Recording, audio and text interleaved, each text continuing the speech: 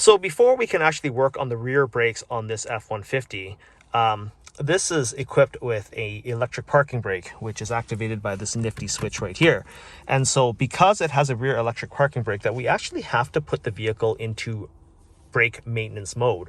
And that can be achieved by turning the ignition to run. So the engine doesn't actually run, it's just in run mode. Then we're going to step all the way down on the accelerator pedal and then pressing the park brake switch all the way in and holding it. And then we're going to shut the ignition switch off, and then within 5 seconds put it back to run,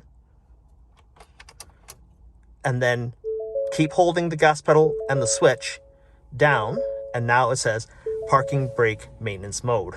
When that is illuminated, we can let go of the gas pedal and the switch, and now you can see that there's a little lightning bolt there on the brake, and it's very clear as daylight that it is in park brake maintenance mode.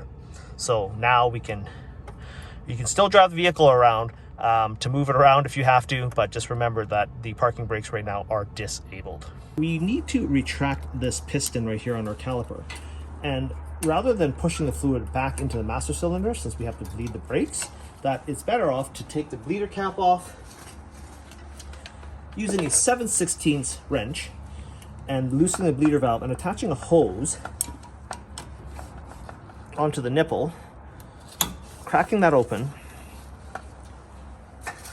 and then right here where the piston meets the pad, we can just kind of gently pry at the piston to remove that excess brake fluid in it and to retract it back into the caliper body.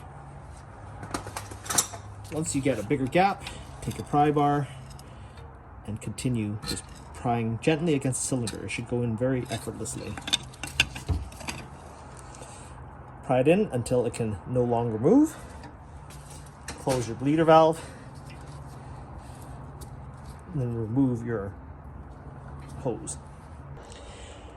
Now before I take off the caliper, I have to replace these rotors, so prior to doing so, I'm going to take some PB Blaster.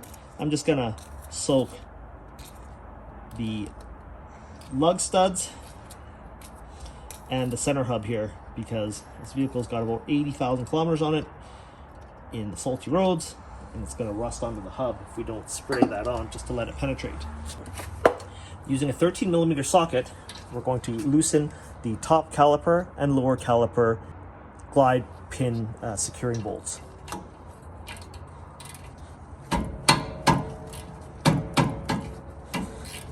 Now you notice as I try to ratchet that off that this slider pin is rotating, but there's actually wings on this glide pin, and I found that a 21mm wrench holds that wing just perfectly for you to get these bolts off. Same thing for the bottom. Crack it loose. And as that glide pin is rotating, take your 21mm and just hold on to the little wings on that glide pin.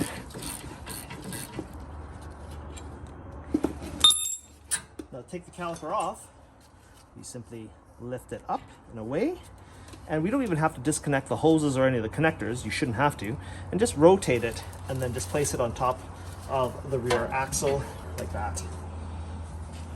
Take the pads out by pulling them out. Do the same for the rears, using a screwdriver to help you get that out if you need to. So we're going to remove our pad retainer clips. They're just held in with a bit of friction, so you can take a flat bladed screwdriver and just carefully pry them out. You don't need to worry about the orientation on this particular F150 because they are symmetrical. Our brake pad kit comes with new ones. Do the same for the bottom.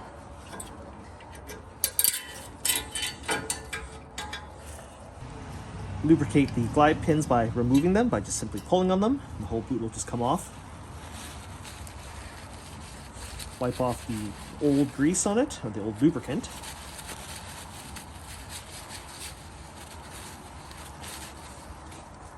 And we'll re-lubricate it using a product called Napa Sil Glide. This is a silicone-based lubricant. and it's actually designed for this type of application.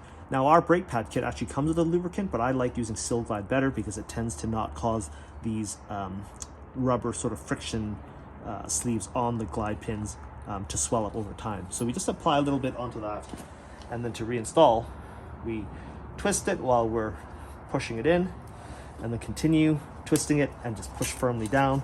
You can peel this boot back a little bit to let the air out that's built up in this rubber bellow. Repeat the same for the bottom.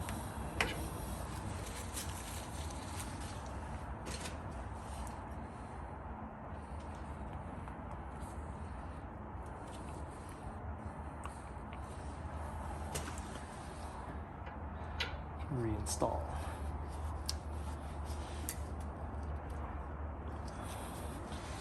We're going to take a mallet and we're going to smack the backside of the rotor to free it from the axle hub. Sometimes you have to hit it really hard and you have to let the penetrating oil work for a little bit, and you have to hit it on all sides. Take care not to hit anywhere near the center because you don't want to nick these threads with your mallet.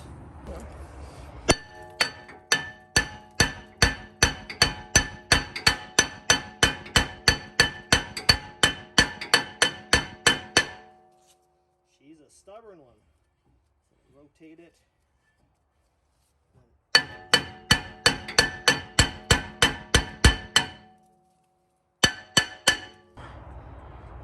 So after a solid 2 minutes of banging and rotating this rotor, I managed to get this loose. Let me just pull it out like this, and you can see why it's held on and why that penetrating lube is important, because this face here rusts onto this hub, causing it to be difficult to remove. Now once that's off, we want to take some brake cleaner and just give that face a real good cleaning, and then wipe it down. Now if there's a huge amount of rust buildup, you can take a wire brush or a wire wheel on a drill and then get that all scraped clean. This isn't actually too bad. Once the rotor came off, it's fairly smooth, so just a cleaning with some brake cleaner is sufficient. Now with the rotor removed, we have clear access to the full length of where those guide shims are. Taking a flat bladed screwdriver, we want to scrape the surfaces in which those glides sit on to remove any corrosion. Get it on the front side and on the back side and scrape until it's smooth.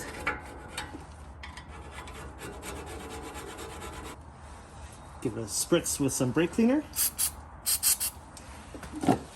and then wipe clean.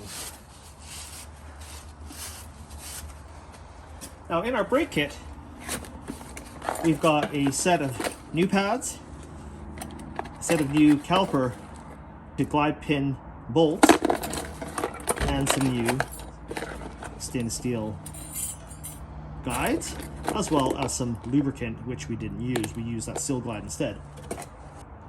Install in the reverse order of removal. Simply slide it on and press firmly onto the caliper bracket. Now there's little end tangs here that hold that in place, as well as keeping it centered. And they're both symmetrical, so they're the same for the top and the bottom.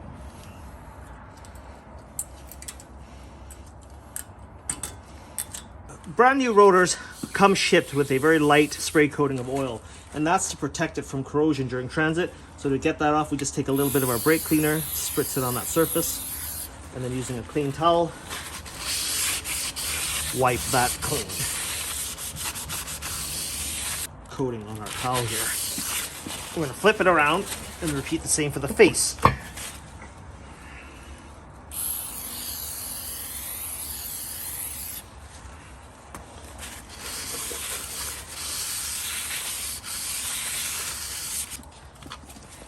Making sure that the back is clean, install onto the wheel hub.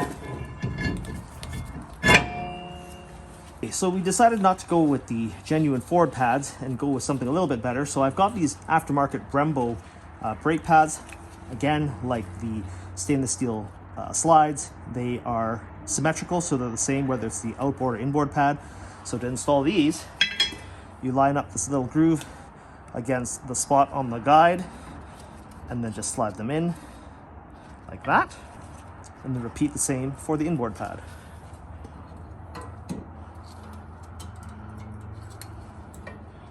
Making sure that you press against the face of the rotor, and then making sure that the pads don't move out and are sandwiched firmly against the rotor. We're going to swing our caliper back over, and then you can just take a look to make sure that there's no damage to the rubber boot at all, or the face of the piston. So everything's looking good here. If you want, you can take some brake cleaner and just give that a wipe, and then just wipe the outside face of the caliper's insides just to clean off that dirt, and then very carefully reinstall it over the pads. Now in the kit, it comes with 2 new bolts, and it's got some factory applied thread locker, so we can screw that in. Do the same for the bottom.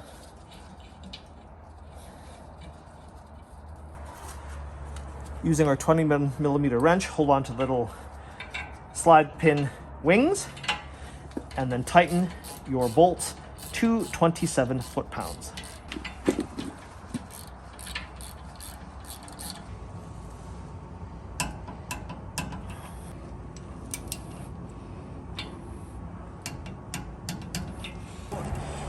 Now, before we bleed our brakes, we want to make sure that the brake fluid reservoir is filled sufficiently such that you won't run low on fluid. Now, the reservoir on the F150 is located directly in front of the driver's side along the firewall. Now, prior to removing the cap, we want to make sure that this area is clean and free of any moisture and dirt, so we don't get that into the braking system. So just wipe that with a rag, and then when you open up the cap, you want to always, on any car you're working on, pay attention to the fluid requirements. Now, you'll notice here that while DOT3 is a very common brake fluid, that this F150 says clean filler cap and fill with DOT4 fluid. So it's a different spec fluid, so it's super important that you pay attention to that. So I've got some DOT4, and we're going to fill up the reservoir to a level where it's at max or even slightly above, because we're going to draw some of the fluid out of the back calipers. So right now it's full. Tightly screw the cap back on, and we'll now proceed to bleed the rear brakes. With the engine off, pump the brake pedal several times to push the brake caliper pistons out against the brake pads. So after we pump the brake pedal at least 10 times to at least advance this piston to seat up against the brake pads, we can either bleed the brake system with the help of a helper, where you open up the bleeder valve while the individual is stepping on the brake pedal and then basically bleeding off a little bit of brake fluid out of this caliper. There shouldn't be much air in it since we drained it out of this bleeder nipple. Or alternatively, if you're working by yourself, you can use this nifty tool called a Mighty Vac negative pressure vacuum brake bleeder. We just place our hose over this, turn on the vacuum, and then just open up the bleeder. And you can kind of see here that brake fluid is being drawn out. And we only really need to do this for about 10 to 15 seconds at most, since we didn't push any brake fluid back to the master cylinder. So we're just getting any air bubbles that might have built up in the caliper itself. In about 15 seconds, firmly close off your bleeder, tighten it up, and then replace the bleeder nipple protective cap. And you're going to repeat this process on the other side, and then when this is all complete, top off the brake fluid. Reinstall our lug nuts. Hand screw these in first to get them started, and then we're just going to zip them on in a staggered manner, and then using our torque wrench to tighten them down to 150 foot-pounds, drive around the block, and then re-torque them again to 150 foot-pounds.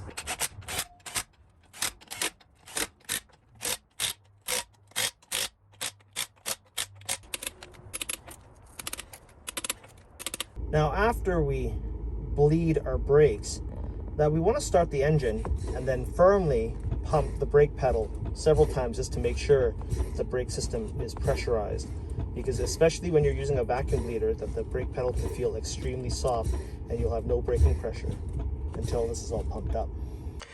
So now that we finished working on our brakes, I came in the vehicle and it says park brake maintenance mode, and it's got the little indicator with the lightning bolt there saying we got a problem. So to reactivate the parking brake, just like how we disabled it the first time, we're going to turn our ignition to run. We're going to step on our gas pedal and then pull the parking switch up, shut off the ignition, and then within 5 seconds, turn it back to run. And just keep holding the pedal down and pulling the switch out. And it says parking brake off. Okay. So as you guys can tell from this video, that replacing the rear brake pads and rotors on your electric parking brake equipped F150 is neither difficult or very time consuming and can be done with some basic hand tools. Now the key thing here is to making sure that you follow all the instructions that are provided in this video for your own safety, and then making sure that you do take the time to go and properly break in the brake pads. And then the final step is to just make sure that your lug nuts are torqued down to the factory spec, which is 150 foot-pounds in a staggered pattern, and then verifying that the brake fluid reservoir is topped off accordingly with .4 fluid. If you guys like this video, give me a thumbs up and consider subscribing to my channel, and thanks for watching.